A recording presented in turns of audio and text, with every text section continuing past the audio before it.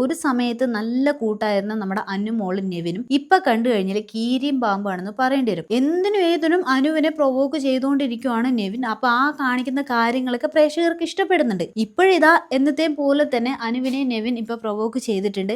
അതായത് ആർട്ടിഫിഷ്യൽ കുലസ്ത്രീ എന്ന് വിളിച്ചാണ് നമ്മുടെ അനുവിനെ പ്രൊവോക്ക് ചെയ്യുന്നത്. എന്നെ ആർട്ടിഫിഷ്യൽ കുലസ്ത്രീ എന്ന് വിളിച്ച് ഇനി ഞാൻ നിന്റെ അമ്മുമ്മയ്ക്കോ അപ്പൂപ്പനോ ഒക്കെ വിളിക്കുമെന്നാണ് അനുമോള് നെവിനോട് ദേഷ്യത്തിൽ പറയുന്നത്. ഇത് കേൾക്കാൻ പതിവ് പോലെ നെവിനും തയ്യാറായിട്ടില്ല.